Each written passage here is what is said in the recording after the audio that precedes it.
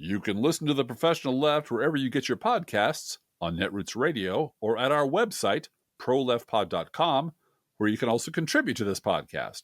There is a PayPal button at our website, or you can mail us a letter and or contribution at P.O. Box 9133, Springfield, Illinois, 62791. This is the podcast for the week of April 5th, 2024. It's Not Safe for Work. Recorded live from the Cornfield Resistance, where our back porch is covered with dogwood petals, not snow. It's the Professional Left Drift with... It's the Professional Left with Driftglass and Blue Gal. See, I got through it, Blue Gal. You said I couldn't, but I did. And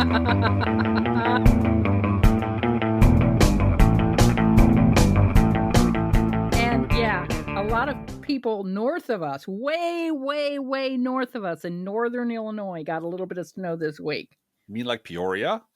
No, further north of Chicago.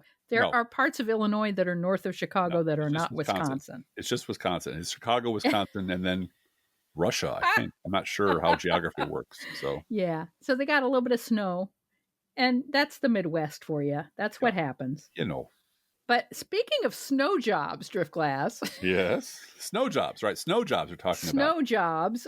Ainsley Earhart of Fox and Friends. You know, I call it the crotch couch. Yeah, Ainsley. But I'm not allowed to do that at Crooks and Liars anymore. They just decided that was over the top, which is fine. That's a professional organization. That's why we have a podcast. We have a podcast. I can say screw those crotch people. Couch. But Ainsley and her Fox and Friends cohorts are very worried all of a sudden about Florida, Driftglass. Oh, no. It's not as Republican as they thought it might be. Uh-oh. And Florida now has both pot and abortion on the ballot in November. Oops. And everyone at Fox is worried, even though Fox does much better when Democrats win and they just get to be in the powerless minority screaming all the time. That's the perfect spot. That's their business model. Yeah. The Biden camp now sees a path to victory in Florida. Yeah. And will be forcing the Trump campaign to spend money they don't have defending Florida. So Ainsley decided she had to speak up. If you're one of those that left a blue state to go down to Florida, don't take your politics with you. Remember why you left. And you left Florida to pay lower taxes, and that's the Republican Party.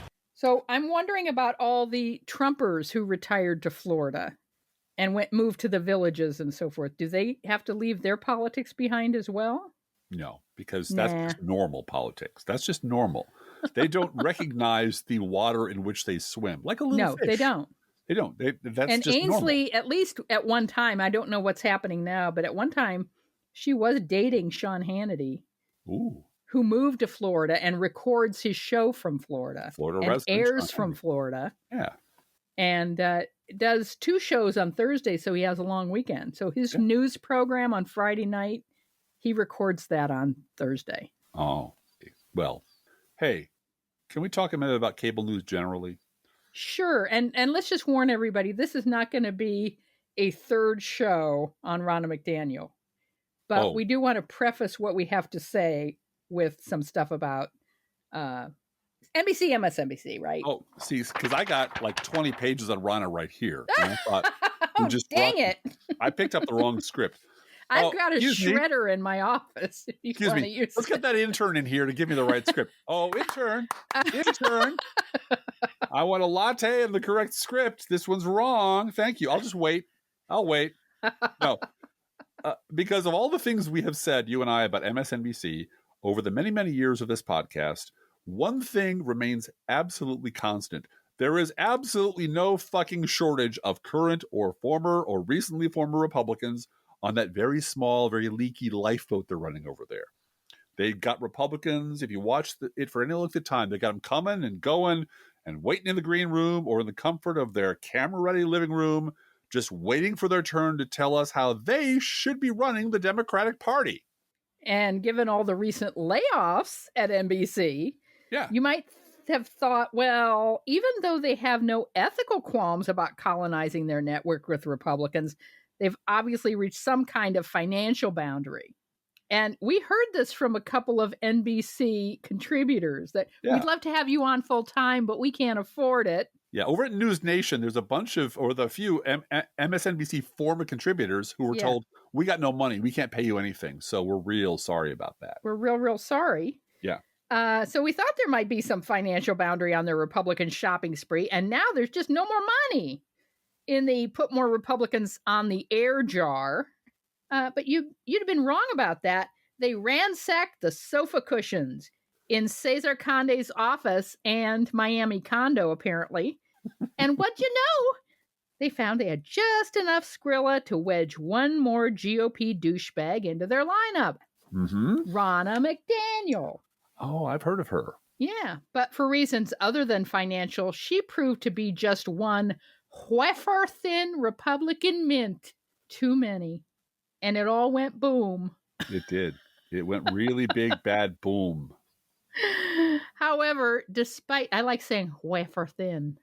It's just a wafer Monty thin. Python had tip Monty Python's meaning of life. However, despite the complete oversaturation of NBC, MSNBC with so many current and recently former current Republicans, to the point where you'd think there just isn't room for even one more, Ari Melber managed to find space for not one, not two, but three Republicans, former Republicans, sort of Republicans, anti-Trump Republicans, never Trump Republicans. And at least two of them, in their own right, are the worst kinds of insufferable scumbags. Oh, yes. Oh, my yes. That's right. Now, Adam Kinzinger was there applauding the other two. Yes. But the two scumbags are Karl Rove and Reince Priebus. Yes. Reince Priebus, who knew it wasn't going to be Trump in 2016. It was going to be Jeb, ! Absolutely going to be Jeb. Right? Didn't have to and do his anything running mate was going to be former Wisconsin governor. Scott Walker? Scott Walker. Scott Walker from Wisconsin. His good buddy, Scott Walker. And that's why everybody from Charlie Sykes on down was thrilled, because it was going to be Wisconsin. There was going to be Paul Ryan, another Charlie Sykes, invention over in the House. It was going to be great. It was going to be Wisconsin all the time. And that didn't happen. So that didn't happen. Here's Karl.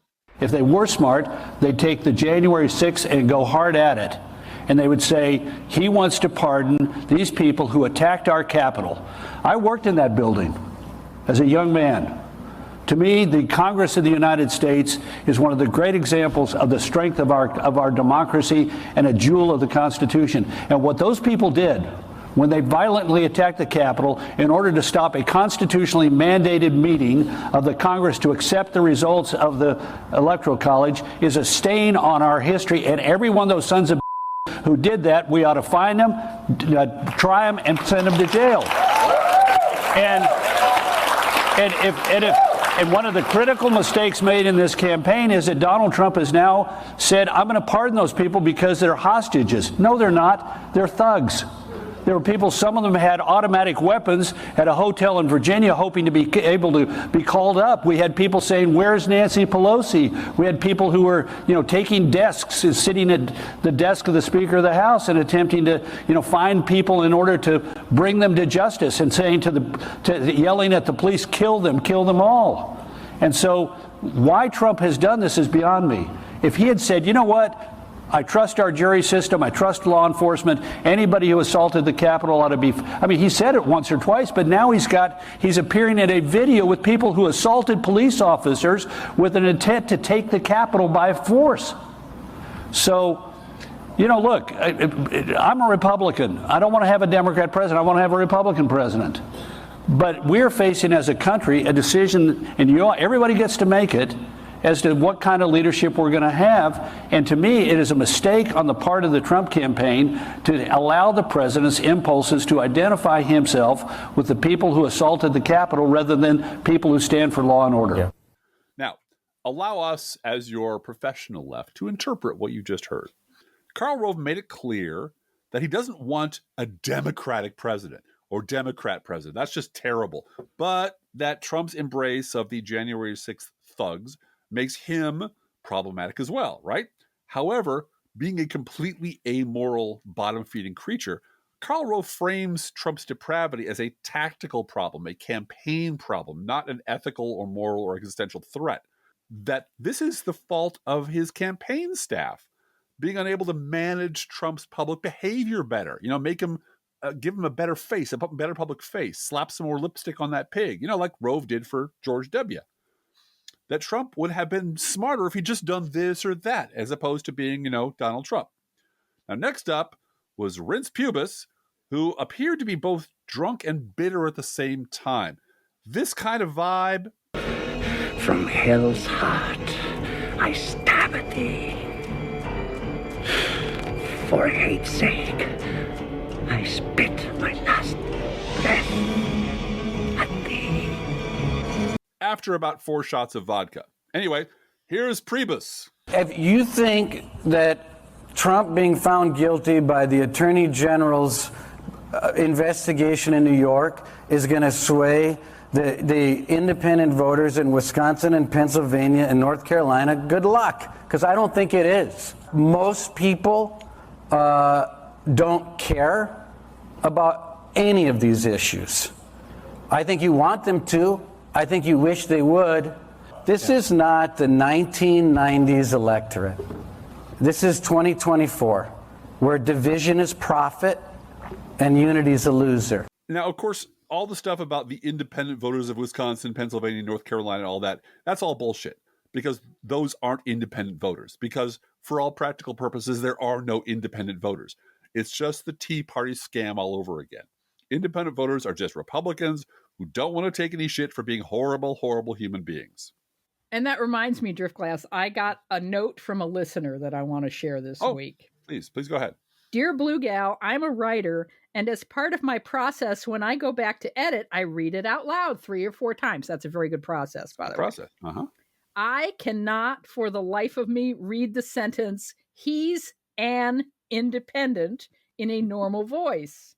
It always comes out exactly like you say it on the podcast. I'm an independent. I love that. I love that almost as much as when I hear that a little child is waiting for Rachel Maddow to sing the freshly poured song. When's she going to sing the freshly poured song? Yeah, we're bending the culture, Blue Gal. We are the liberal conspiracy, and we're bending culture to our will. Now, but anyway, there are no independents, and Reince Priebus is shoveling independent voters into the discussion is just that. Yeah, because it's bullshit, However, what he says about this is not the 1990s electorate is quite correct. That's absolutely true. But what the panel never got around to discussing, and what Ari Melber never asked, was, well, okay, why is the 2024 electorate completely different from the 1990s electorate?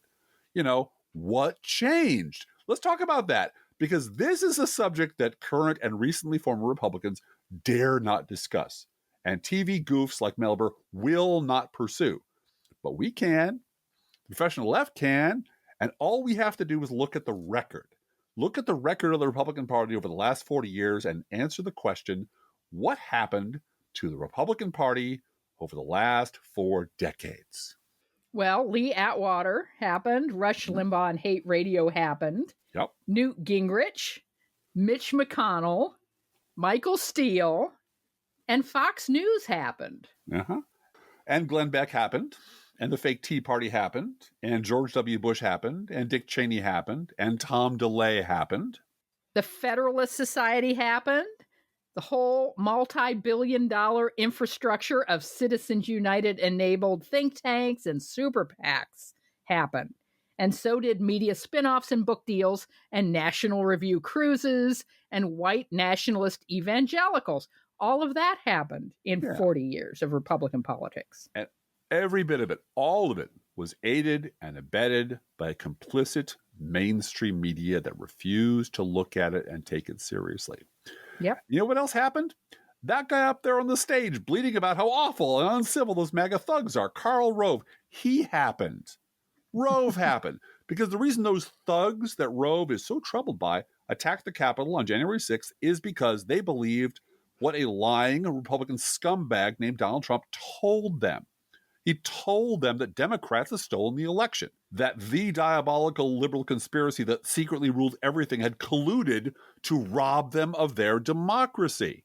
Okay, so then the question becomes, how did the Republican base come to believe that Democrats were so monstrously evil that they could actually do such a thing. And I would add divorce D'Souza to this list of people that happened at this point. It's a long list. We just barely touched on it.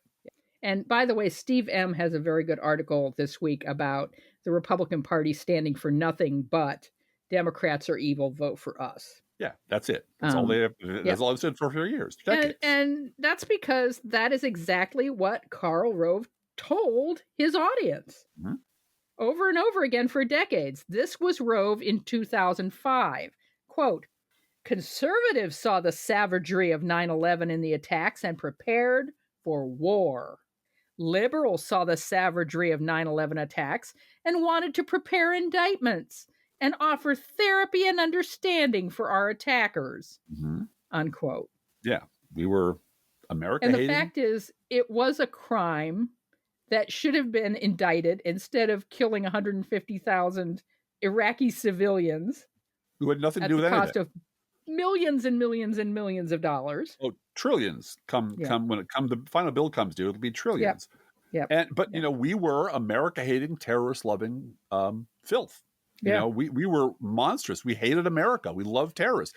That is what the right and what Republicans and what all this huge infrastructure of propaganda told them over and over and over again for the entire Bush administration. Yeah. Now, but what about all that election court cases, those court cases that Trump lost, and all the so-called election fraud evidence that proved to be bullshit, nonsense, vaporware? What about all the wild election conspiracy theories that came to nothing? Where are the cyber ninjas, Where are the cyber ninjas? What about Mike Lindell? Did he live in vain, huh? Did he live and die for our sins in vain? Who taught these people to simply ignore inconvenient reality? That was okay to do so. In fact, patriotic to do so. This is a quote from journalist Ron Susskind's 2004 article in the New York Times Magazine. The source of this quote is widely believed to have been Karl Rove. Quote, the aide, Karl Rove, said that guys like me were in what we call the reality-based community, which he defined as people who believe that solutions emerge from your judicious study of discernible reality. That's not the way the world really works anymore, he continued. We're an empire now, and when we act, we create our own reality. And while you're studying that reality, judiciously as you will, we'll act again, creating new realities, which you can study too. And that's how things will sort out. We are history's actors, and you, all of you, will be left to just study what we do, unquote. That is what happened to the electorate of the 1990s. This kind of fascist propaganda, echoed by every conservative media platform over and over and over again for decades by propagandists like Rove and Priebus and all the rest, that is what happened. Collectively, they built a doomsday machine with no off switch, and now they're up on stage pretending to be shocked that there's no way to turn it off. Yep. And the worst problem we have in America is Fox News. Yep. The truth, as in, for instance, this week, who is bankrolling the utterly worthless Truth Social? Uh-huh. Oh, you guessed money laundering Russians, Driftglass? I did. It's kind of too easy at this point. Uh-huh. But that will never puncture Fox's airwaves. No. Everyone on the staff of Fox knows about Hugo Lowell's piece in The Guardian, that there is now solid evidence of sketchy loans to Truth Social from a Russian-American money laundering type who's been charged with crimes, and that executives as high as Don Jr., that's high up in the organization and also obviously high, knew about it. And Lordy, there are emails. All of that is the truth. Reality. It's reality. It's reality. There's evidence. There's emails. There's documentation. And Fox has the wall. They've built the wall that is built into their coverage to stop that story from having any airtime. There's an article at Media Matters about the amount of airtime they have spent in the last year on Bud Light and the transgender influencer who had one can of beer to put on her website. I'm sorry, I guess it's her. And they've spent hours on Bud Light. Yeah. They will spend zero on the loans the millions of dollars of loans that Donald Trump's organization, Truth Social, took from a Russian-American businessman who's been accused of money laundering. And then there are all the lies. Again, this week, James Comer lying in an absolute, actual malice way. He knew it was a lie. He did it to hurt someone. And he said it on the air over and over again to Maria Bartiromo. Yeah. Now, I'm not sure Maria Bartiromo knows the difference between truth and a lie anymore. She's a little out there. But Comer knows he has no evidence. And he is just feeding this daily hog swill to the brain-dead viewers of Fox and hiding behind the "but Biden is a public figure" loophole in libel laws. And the fact, of course, that Biden is really too busy governing the country to sue him for actual malice. I sure hope that Hunter Biden is ready to sue. Yeah. Sue their network away from them. Because if we have a judicial system in 2025, that'd be great. If we have, the democracy is left standing in 2025, these people have proven that they are all horrible. They're all liars. They betray the country without batting an eye. And they're never going to stop. They're never going to stop. They're never going to stop until you make it cost them too much to continue. Yeah. And so far, $1 billion hasn't been enough to stop. Hasn't been enough. Now, on that note, why don't we do a news roundup about the Bidening? President Bidening continues. Yep. Florida's Supreme Court ruled that the state's constitution does not protect abortion rights, allowing the state's 6-week abortion ban, which is forced birth. That's all it is. Just forced birth. Yep. To take effect May 1st. But in a separate ruling, the court allowed a proposed state constitutional amendment on the November ballot, which would enshrine abortion rights in the state's constitution. By the way, these ballot initiatives are blossoming across the country. There's one in Montana now. Yeah. Thank you, John Tester, FTW. And folding in abortion and marijuana. Yeah. Is not an act. And this may save the Senate. Very well could. The abortion ballot initiative in Montana may save the Senate for Democrats. I hear women don't like to be told what they can do with their bodies by a bunch of dirty old men. They don't like being told they have no privacy about their health care decisions. Yeah. They can be stopped at the state line. They can have their medical records demanded of them. They can have a pregnancy test at the airport in Texas. That's being talked about. Anyway, meanwhile, in other news, Judge Juan Merchan expanded Trump's gag order this week. Yay, to stop that asshole from attacking family members of those involved in the criminal hush money case after Trump repeatedly targeted the judge's daughter in social media posts. Trump's, quote,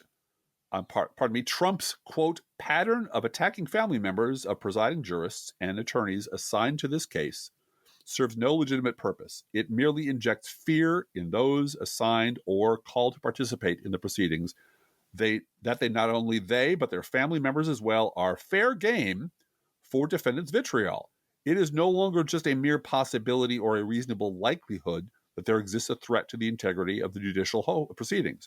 The threat is very real, unquote. Trump's net worth fell by more than $1 billion as shares of his MAGA meme stock social media company plunged 21.5%.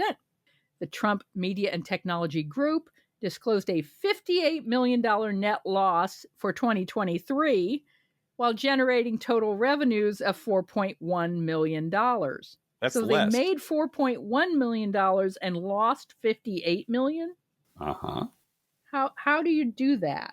Well, it's one of those things that makes you go, Trump owns 57% of the company, with his stake now worth $3.76 billion on paper. The company said it expects to operate at a loss. That means a tax loss for the foreseeable future. Well, also a loss, because frankly, you can't operate a company that isn't a Trump front company, a Trump scam at that level of that burn rate forever. But they don't care, because this is just a means of shoveling money into that corrupt criminal's pockets. That's all it is. A group of House Republicans introduced a bill to rename D.C.'s Dulles International Airport to the Donald J. Trump International Airport.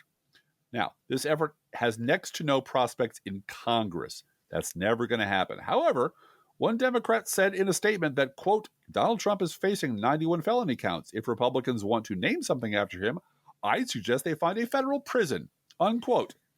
And another Democrat added, Dulles is an old, ugly airport that no one wants to see. So I think this is a fitting tribute to 45, Donald Trump. Special counsel Jack Smith warned the judge overseeing Trump's classified documents case that she is pursuing a legal premise that is wrong and would distort the trial. Jack Smith appears to be maneuvering Eileen Cannon into making a tough choice. Either she moves the case along, which is very bad for Trump, or she gives Smith excellent grounds to seek her removal. We at the Professional Left podcast are counting the minutes until Eileen Cannon is removed from this case. However, there is breaking news regarding this whole event. Judge Cannon in the Mar-a-Lago classified documents case has denied Donald Trump's motion to dismiss the indictment based on the Presidential Records Act. Notably, Judge Cannon takes a shot at special counsel Jack Smith in this opinion. She writes that the request for her to make a ruling on the jury instructions prior to trial, prior to a charge conference, and prior to the presentation of trial defenses and evidence is unprecedented and unjust. Cannon claims, I'm reading all this from Katie Fang's Twitter account. Cannon claims that all she was doing was trying to better understand the parties' competing positions and the questions to be submitted to the jury in this complex case of first impression. Now, here's the really big deal. Judge Cannon ruled that the allegations in the counts specific to the Presidential Records Act track the applicable statutory language and the essential elements of the charged crimes. As such, she is denying the defendants, including De Oliveira and Nauta, motion. So she is basically removing the Presidential Records Act from this case. This isn't a Presidential Records Act case. And this was all to save her skin and prevent the 11th Circuit from booting her from this case. Yeah. Which they should have done a month ago. Yep. In other news, 28% of Republicans believe that Americans may have to resort to violence to get their country back on track. Isn't that exciting? There was no party breakdown on that, huh? That's kind of interesting. An Israeli airstrike killed 7 aid workers. We don't often talk about this issue, but this is so beyond the pale. This led to the World Central Kitchen charity suspending delivery of 240 tons of food to Gaza, where famine is imminent. The U.S.-based disaster relief nonprofit said its team was traveling through a demilitarized zone in 2 armored cars and a third vehicle that were clearly marked with the World Central Kitchen logos when the convoy was hit 3 times in succession by missiles fired from a drone.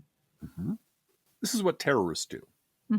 You attack aid workers in a war zone to make it impossible for anyone to do anything about the situation. And that is just... in related news, we now have Bibi's diary showing that in December of 2020, Jared Kushner was meeting with him. Yeah. Well, about building hotels. And we know that Netanyahu has been paying indirectly Hamas because keeping them propped up financially was good for him politically. And I talked about this on Monday on the broadcast. Do not elect Bibi Netanyahu president of the United States. No. Because Trump is that. Yeah. Well, and this is where it gets to be a very difficult thing to explain to people who are on the fence why they shouldn't throw their vote away. Yeah. Because it is very easy to say, well, genocide Joe. Yeah. Right. It doesn't give a shit about human life and only cares about Israel and et cetera, et cetera, et cetera. And how much worse could Trump possibly be? Because those are the only 2 available choices. And I want to remain ideologically pure by handing my vote to Robert Kennedy. And you know what? Terrible choices. Choosing between the lesser of 2 awful choices is all part of the rich panoply of life on this planet. Most choices are not the good, happy thing and the terrible, bad thing. It's 2 worse things. And I look at Biden's record his actual domestic delivery on what he has the authority and power to do, what he's managed to wrangle out of a Congress that hates him and wants to destroy him. Right. And I don't see this as much of a choice at all. Now, there might be people out there who still hate Hillary Clinton for whatever reason, but I will say this. This is from Hillary Clinton, I think today or yesterday. And it might not be from her, but this is from the editorial board, John A. Storr. As Hillary Clinton said when asked what she'd tell people who dislike the choice between them, get over yourself. Those are the two choices. One is old and effective and compassionate and has a heart and really cares about people. The other one is old and has been charged with 91 felonies. I don't understand why this is even a hard choice, really. Mm-hmm. You know? That's exactly right. This is grown-up politics, and it's not pretty. Nope. And yet, I'm going to vote for Biden, happily so, and I'll be delighted the day he gets sworn in for a second term. I'll be delighted when Kamala Harris gets sworn in right next to him. And I'll be delighted when Bibi Netanyahu is ousted from office and thrown in prison for war crimes. He and Trump can share a cell. Absolutely. And then we can have a different conversation in a different environment. But the environment we have now is pretty fucking awful. And you have to make hard choices in that kind of environment. Anyway, moving on. Texas Republican Congressman Mike McCall was on Face the Nation this weekend, wringing his hands over that horrible Joe Biden refusing to allow the little children of the world to depict religious symbols on their Easter eggs. And the host failed to mention or point out that every administration since Gerald Ford has had the same rule, which stems from guidelines from a group we rarely talk about, but really should talk a lot more about, the American Egg Board. The American Egg Board determines what symbols can go on the Easter eggs at the White House. It's because Biden is in the pocket of deep egg. And these rules were in place when George W. Bush was president, when H.W. was president. Ford was president. Gerald Ford was president. When a guy named Donald Trump was president. The same rules for everyone. But you know what? That doesn't make a really good story. You can't really hang that on Biden and call him an anti-Christian, hater of liberty. So, do you have any thoughts as to why the Daily Caller rescinded their story on that? I think they're too above the line profile. I think there might be just embarrassing. I see. It just might be factually embarrassing. It doesn't embarrass Fox News. It doesn't embarrass people who believe the shit. But there's a certain, everybody has their funny bone. I was going to say someone associated with the Daily Caller has a relative on the American Egg Board. That could very well be.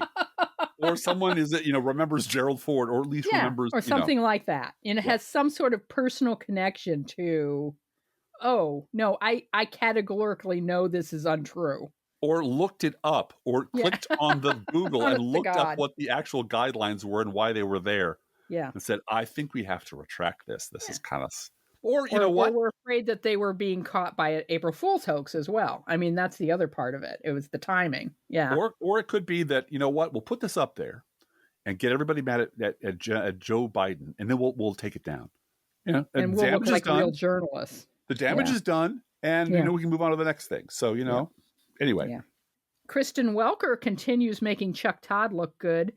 A week after Meet the Press platformed Ronna McDaniel, Kristen Welker said Donald Trump attacking Judge Merchan's daughter is, quote, a reminder we are covering this election against the backdrop of a deeply divided nation.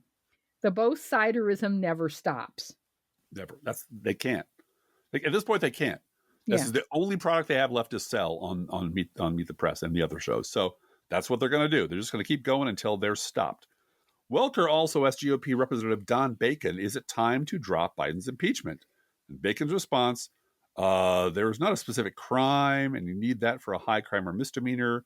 There's not a specific crime that's been committed, so blah, blah, blah. But as we know, you and I know, Blue Gal, that from seeing the highlights from Maria Bartiromo's horrible train wreck of a show, James Comer's never going to stop. He will always have a seat on Fox, and that's the point. The point is to generate bullshit lies about, well, we have all the evidence. We've proved this beyond any doubt. It's factually true. And waving photocopies of checks around as if that proves something for the meatheads on Fox so they can go out and tell all of their friends, well, it's obvious. It's a settled matter. The Biden crime family is obvious. Yes, it's been proven beyond any doubt. The Milwaukee Journal Sentinel gives us the latest example of the media torturing the English language to avoid using the words lie and liar. I thought we were over this. Nope. Nope. Quote, Trump has sought for 4 years to undermine the 2020 outcome in Wisconsin by pushing, what, election lies? No. Factually deficient conspiracy theories and claims about the presidential contest. Factual deficiency is a source of a lot of problems in your diet. You can have a lot of bad reactions, poor health, poor posture, peeing out your eyes with factual deficiency. So look into that, people. Check with your local medical practitioner. Meanwhile, despite being nearly out of business due to vulture capitalists looting the place and firing pretty much everyone, the Cleveland Plain Dealer has stepped up bigly. Quote, the truth is that Donald Trump undermined faith in our elections in his false bid to retain the presidency. He sparked an insurrection intended to overthrow our government and keep himself in power. No president in our history has done worse. This is not subjective. We all saw it. Plenty of leaders today try to convince the masses we did not see what we saw, but our eyes don't deceive. If leaders began a years-long campaign to convince us that the Baltimore Bridge did not collapse Tuesday morning, would you ever believe them? Trust your eyes. Trump on January 6th launched the most serious threat to our system of government since the Civil War. You know that. You saw it. The facts involving Trump are crystal clear, and as news people, we cannot pretend otherwise, as unpopular as that might be with a segment of our readers. There aren't two sides to facts. People who say the earth is flat don't get space on our platform. If that offends them, so be it. Unquote. Hell yeah. So be it. Amen. So be it. Mm-hmm. Speaking of liars, this from WOOD TV Channel 8 in Michigan. Quote, the sister of murder victim Ruby Garcia said she and her family were home watching live in disbelief as former President Donald Trump told an audience in Grand Rapids that he had spoken with some of her family, because it isn't true. Yeah, that's the thing. He did not speak with any of us, so it was kind of shocking seeing that he had said that he had spoke with us and misinforming people on live TV. Ruby Garcia's sister, Mavi Garcia, told Target 8, when the lie is about you. Yeah. Yeah, it's pretty remarkable in real time to be able to say, excuse me, this is just not true. And it's not clear that Donald Trump doesn't think in his addled brain that he did talk to her, that everything he reads in the New York Post is about him, and that he is the hero of every story. It's just not, and the fact that we haven't not disqualified this person completely from having a position in public life, let alone running for president, is because we have a bifurcated media, one side of which deals in lies 24/7. Yes. Well, and the middle of which deals with false equivalencies. Exactly. So as we say on this podcast many times, Democrats are forced to fight a two-front war. They're forced to fight against the flagrant, outright, treasonous lies of Republicans, which are all day, every day, all the time. And then they're forced to deal with the fact that the people who are supposed to mediate those things, who are supposed to filter out the lies for democracy, don't do that anymore. They just say that one side says this, one side says that, you figure it out. And every time there's a Republican atrocity, they go hunting through the woods like truffle hogs for something they can pin on Democrats, even if they have to make it up, to make it all come out balanced and fair. And actually, deficient conspiracy theories. Actually, that's right. I want that embroidered on a throw pillow, Bluegill. I'm not taking my crafting time to do that, but gotcha. On social media, Scary Lawyer Guy, who we follow, provides the proper context for what you just heard. Quote, just so everyone's clear, if Joe Biden claimed to have spoken to a murder victim's family, and it turned out he not only made it up, but cribbed information from a newspaper article to do so, this would be a 24/7 media freakout that lasts until Election Day, unquote. Yep. Yeah, but it's Trump, so we write it off. He'd never live it down. But it's Trump, and importantly, it's Trump and the Republican base. All of this is because 60 or 70 million Americans in this country are no longer fit to be citizens in participating in our democracy in this country. They're incompetent, they're brainwashed, they're racist, they're awful, and they don't want to change the fucking channel or face the consequences of their actions. It's their fault. Every time you get mad at Marjorie Taylor Greene, great. It's the voters in her district that put her in office who are to blame for this. Every time you get mad at Trump, it's the voters that put him in the White House that are to blame. The elected officials we all hate is because millions and millions of Republicans out there are the worst people in the world and keep putting monsters in office because those monsters tell them what they want to hear. They're to blame for everything that you're angry about. This week, Donald Trump filed suit against the co-founders of his company, Truth Social, alleging they mismanaged the social media platform early on and should therefore lose their stock in the company, which recently went public. I guess the stock is supposed to go to him? Yeah. Yeah, he's, hey, Donald Trump cheats business partners, film at 11. This week, Donald Trump also declared that immigrants are animals and not human. And, quote, if we don't win on November 5th, I think our country is going to cease to exist. It could be the last election we ever have. I actually mean that. If we don't win, I think this could be the last election we ever have, unquote. This is a straight up call to violent insurrection by his goon squad and by the idiots who vote for him. There's no varnishing it. There's no fig leaf. This is what he's asking for. And we should treat him as such, as an armed terrorist operating in our country. That's who he is. Brian Beutler on social media, a big Dem win in Alabama and fresh abortion polling make clear. Issue polling provides unreliable snapshots. Yeah. And if Dems had listened to centrists who encouraged them to follow polls in 2022, they would have embraced a 15-week abortion ban that's now highly unpopular. Yeah. Because it's wrong. Yeah. Some graduate student out there, I invite you to go through the archives of an outfit called The Bulwark over the last 3 or 4 years and listen to all the advice they're giving to Democratic candidates and how they're wrong 90% of the time about they should be more centristy and more compromisey. And talking about democracy is a complete waste of time. And women's issues, who cares about that? They are so fucking clueless over there. All they know for sure is that they should be running the Democratic Party.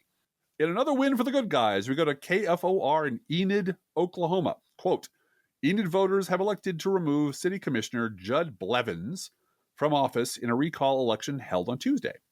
NBC News digital reporters have been following the story for weeks.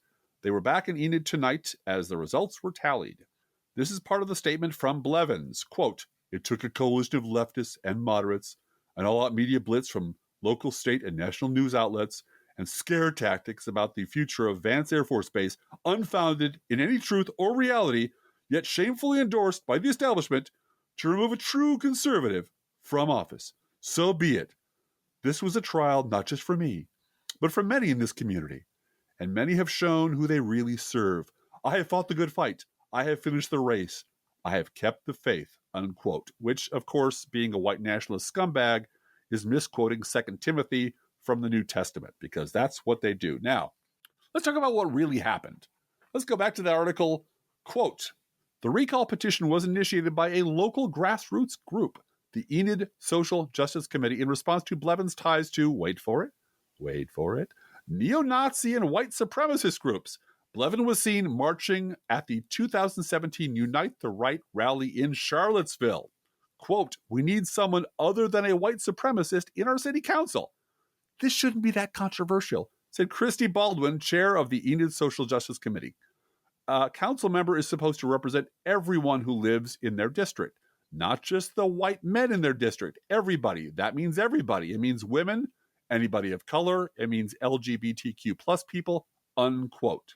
And I've got to say, Driftglass, you started that story off by saying the good guys won. Mm-hmm. And I kind of have to take issue with that, because the city council in Enid, Oklahoma is overwhelmingly Republican.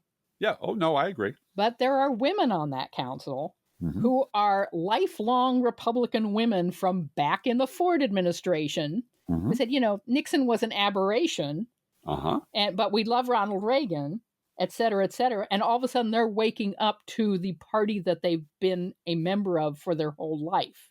Yes. And finding out that it's not Ronald Reagan and Nancy Reagan and just say no to drugs. It's this jackass. Mm-hmm. And it's the Klan. Yeah, no, I absolutely, it is. And, they had their tea parties and then all of a sudden, got elected to office just to serve. Right. Found out, look who's in our midst. He's a true conservative, Blue Gal. He's a true conservative. And they kicked him out. Yeah. Now, that doesn't mean that they're not going to vote Trump. Nope. Oklahoma is going to go for Trump. It will be bright red state, and it'll go Trump by 20 points, 15, 20 points. In large part because that's where the Confederates ended up after the Civil War. However, enough of that. But that's a lot of what's going on here. I will take my good news where I find it, Blue Gal. Exactly. And thank you, Enid, Oklahoma, for rejecting a Nazi. The guy at the Unite the Right rally in Charlottesville. Okay? Yeah. Apparently that's the limit. He was not some good people. Right. Right. More good news from the Biden White House. Quote, our administration knows how essential access to fast and reliable internet is to Americans. Today, the FCC announced plans to vote on restoring net neutrality to make sure internet access is free, open, and fair. Unquote. This is another case of the people you put in office are the destiny of that office. Yeah. We have a decent woman running the FCC who knows how important net neutrality is. And there is a post up at Crooks and Liars about this. Go read it. It matters. Personnel is destiny. Mm-hmm. I not just because I'm sleeping with one of the editors, but I hear a lot of good things about Crooks and Liars. And although I don't subscribe anymore to the State Journal Register because it's a garbage paper that's 4 pages long and only covers sports and obituaries, I do go to Crooks and Liars every day. Even though I get the pop-up screen that says, do you want to be a member? Because I want the full experience. And it really is full of really good stuff and important information. And I see you struggling through this every day, trying to crank out. We work very hard there. We do. Yes, you do.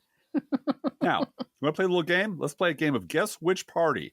Guess which party this is. Quote, why in God's name should America pay $645 for the same inhaler that's sold for $49 in the UK? Thanks to pressure from Democrats, 3 of the top 4 inhaler manufacturers are capping costs for consumers as low as $35 a month. This is asthma inhalers, so this is personal to us. Yes, it certainly is. Drip Glass needs that inhaler. Hey, we have a local news edition of Guess Which Party. Guess who said, quote, Illinoisans should have quality, affordable health care. That's why we capped the cost of insulin and EpiPens in our state. It's what good governance can and should do for Illinois families. And he didn't add, and I couldn't be prouder. No, that would be. But he often does do that. That's our governor, best governor in the entire U.S. of A., J.B. Pritzker. I'm sure you'd agree if you lived here. Come on, Floridians, come back to civilization. Come on back. Finally, are we 100% sure that Illinois is not the ground zero for the apocalypse? It's two facts, Blue Gal. We're talking about realities and fantasies and made up stuff, a bunch of conspiracies. I'm going to hit you with 2 facts on the ground. Facts, real facts. Drift Glass. Facts you can look up on Google. Facts you can look up on TV. And facts. This is from the Illinois Department of Natural Resources. It's a fact that on April 8th, the sun will be completely blotted out over southern Illinois. The largest Illinois city in the path of totality is a city called Carbondale. Okay? Carbondale? Got it? The sun will be completely blotted out over Illinois. We are the path of totality right through our backyard. Second, more facts, Blue Gal, more facts. The skies of Illinois are about to be filled with an unprecedented swarm of big, ugly, flying bugs. Just like in the Bible. This is from ABC News Chicago. Quote, billions of cicadas are expected to surface this spring as 2 different broods. One that appears every 13 years and another every 17 years emerge simultaneously. Blue Gal, this only happens once every 250 years or so. It hasn't happened since the days of Jefferson. So here we are with a sun being blotted out and the skies full of flying insects. And you're telling me those aren't signs of the apocalypse. And I'm telling you, read your Bible, honey. Read your Bible. Carbondale, by the way, population 21,717. The rapture starts there, baby. Is likely to have a population of about 4 times that for the eclipse. We're not going down there to see. We're not going down to Carbondale. It used to be when we were first married, that was the only place you could afford to take me was Carbondale. Carbondale. And then we worked our way up to Effingham. Effingham. Then we wound up in Peoria. Yeah, living large. So, the sky's the limit, Driftglass. Well, yeah, for another week, and then comes the apocalypse. And the sky will be full of raptured Christians heading up to heaven while us sinners are here on the ground. They're going to get blocked by the cicadas, though. Yeah, well, on the way up, take out a few cicadas. I got bugs on my windshield during the rapture. Each week we post to our Facebook page and website an Internet Kitty sent in by you, the listeners. This week's Internet Kitty is a pet snail. Okay. Marie Curie the snail has the prestigious honor of being our first internet snail. The breed is called mystery snail. Now, Marie Curie is not a mystery. That is, in fact, the type of freshwater snail she is. They make great pets because they have a lung and can come out of the water for a time and move around on your hand. I don't want to hold a snail, but look, she is a funny little creature. Because of their lung, they can float to the top and fall down to the bottom of the tank at will. Wow. We call that parasnailing. No. And when they are mating, it is called snexing. And this is what the owner of this snail wrote to me. When they are mating, it is snexing. And sometimes more than 2 get involved. And that, of course, is a snorgy. I'm cutting this podcast off right now. No. We are so thankful our snails have marriage and non-marriage equality. And of course, Marie Curie the snail eats freshly poured pet food, our fake sponsor. Whether you serve pet store perfection or dollar store dreck, your snail will parasnail up and down their freshwater tank and demand that the food they eat is only freshly poured. Freshly poured, freshly poured. Oh, my Lord, it's freshly poured. And you can send your Internet Kitty, dog, snail, whatever, iguana, other pet to us. Just make sure it's a loving pet that you love. Apparently, we have no standards whatsoever here. So. Marie Curie the snail is actually darn stinking cute. I'm sure she is, or he is, or whatever it's a the she. gender. Apparently, it's a she. How do you know? Would you like to bet? We're not going to get into the snobortions, no. Right? Can you tell me how you check to see what the gender of a snail might be? I don't want to know. Okay. All right. Let's wind up here because we're getting silly. Yes. So you can send all of those to our email address, proleftpodcast@gmail.com, subject line Internet Kitty. And you can also write to both of us at that email address. Feel free to write us. We love hearing from you. Be aware that if you write to us at any of our addresses, we reserve the right to read your email. Or U.S. Postal Service, go postal unions. Letter on the air unless you say otherwise. Oh, I'd also like to mention, thanks to our friends overseas in Japan, yes, the snow globes arrived safely and are being well tended to. So don't worry about those snow globes. The snow globes are in good gloved hands. You needn't worry. Just rest easy, my friends. Rest easy. It's nice that at that snow globe you could open the bottom and pour out a drink. Yeah, that kind of snow globe is welcome in our house anytime. Anytime. By the way, don't try to feed your snails scotch because that's just a bad thing for all concerned. Snails don't like scotch. Please don't forget our gourmet coffee guidelines. If you can afford to buy an espresso-based beverage for yourself, buy one for us. It's cold outside right now. It's like 39 degrees outside, so that'll be a hot beverage. But over the summer, a cold beverage would be equally welcome. This is not charity. This is our job. And if you can spare $5 a month, please spare $5 a month at patreon.com/proleftpod. Please share our show on social media. And if you love this podcast, please get someone else to listen. We really appreciate and thank you for doing that. And you can also rate and review our show on Apple, iTunes, and so forth. We appreciate that as well. Hey, Driftglass, how are the Internet Kitties doing this week? Oh, Blue Gal, the internet kitties are looking forward to collecting all that money and snacks that'll be left behind after the rapture begins in Southern Illinois. It's like winning Kitty Powerball. Let's think about living. Think about living. Just think about loving. Think about loving. Just think about the hooping and the hopping and the popping and the loving, lovey-dovey. Let's forget about the wine and the crying, the shooting and the dying and the fellow with the switchblade knife. Let's think about living. Let's think about life. Professional Left podcast is recorded under a Creative Commons license. Copyright 2024-25, GGBG Productions.